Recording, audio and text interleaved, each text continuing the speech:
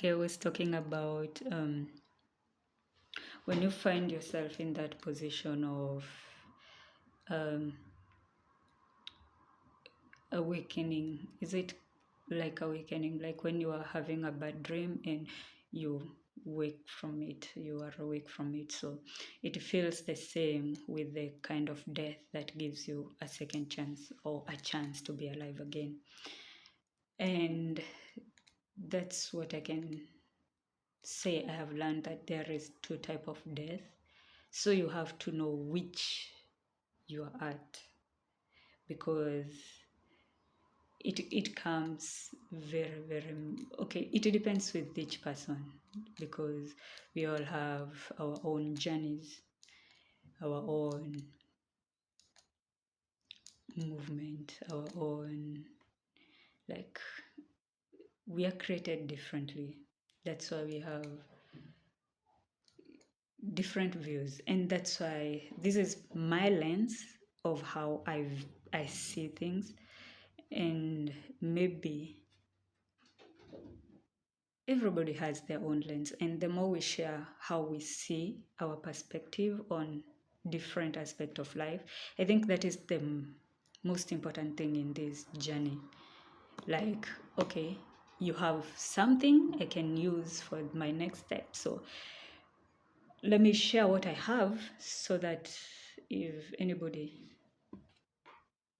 can find something out of it, or just that one thing out of it, to help you unlock your next chapter or your next move, or bring some kind of clarity in your everyday, or in whatever you're facing at that moment, because we are all facing things, we are all experiencing life in different intensity. Some experience it with so much to the extreme, others are neutral, others are to the other extreme, others are. We are all walking, but we are all experiencing life differently. We are all seeing, we can be looking at the same thing, but we are seeing different things depending on the lens, or in with the state of our being, of the mental state, the emotional state, uh, the the growth that we have accumulated in our lives, uh, and many things that shapes who we are in our daily activities. So that's it when it comes to death. And also life also just the same as death. Like, it's a fourth thing. My perception, how I see it, it's four things. It's four things. Like, we have that death that is decaying from inside, that is causing you to decay from inside, right? So it's life also. It's very active, because the inside is also active, right? And there is this other death that is causing you to feel some type of a way. Maybe you get depressed.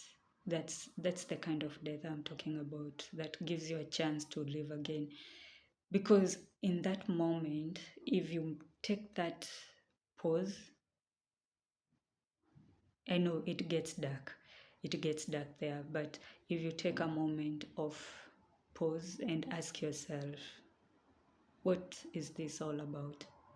You'll get an answer to that. In that moment where now you feel like this is it, this is the end, that's when you find your wings.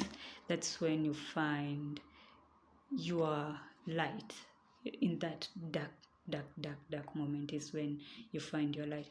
And I can put it in also in this way, like, you only have to experience the cold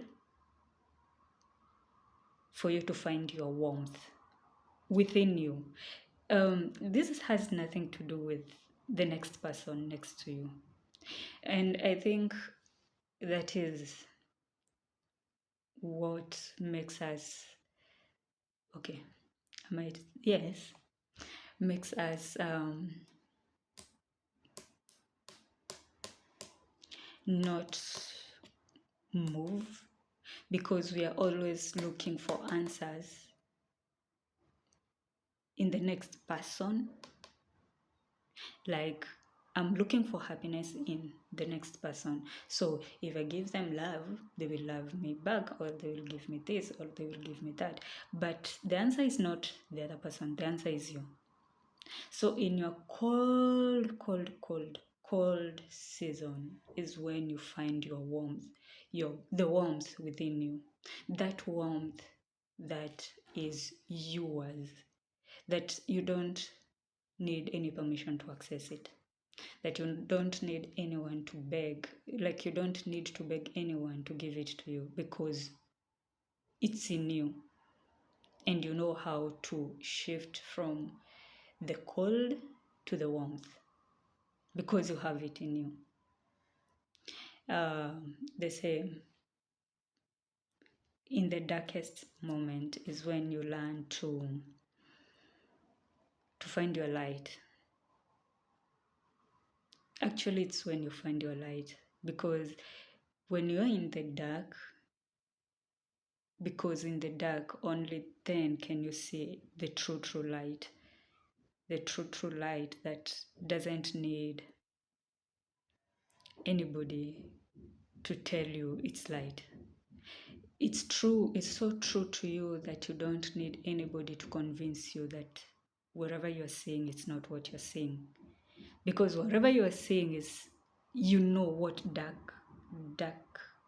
darkness is. So you don't need convincing that this is light. And also, it's very important to balance them, these two aspects, because they also come in four. Okay, that's what I have seen. When you're dealing with darkness, there is your darkness, and there is your light, right? And there is mimic. Can I call it a mimic? It's a shadow that thinks it's darkness, but it's not really darkness, it's just a shadow, because it has a light that is not really its. Okay, I don't know, maybe I need to bring this out in a more deeper way, or in a more elaborate way. But it comes in form. It comes in form. My perception, it comes in form. The true darkness that is not afraid of the light, and the true light that is not afraid of darkness, because it knows they are one, just like the day and the night. They don't fear each other, they just give each other the chance to play around. Okay, it's daytime, it's my turn, it's my turn, it's my turn, it's my turn. But the shadow is always scared of the true light, because if the true lights come, it has no place. And the false light, it's always afraid, because when the true darkness comes in, it can never shine. It's never able to shine, because it's not even there, because it's like, I mean, I use that term for myself, because that's how best I can put it. Yes, so that's all about the death I was talking about.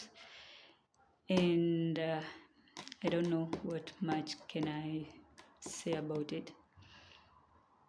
Um, yes,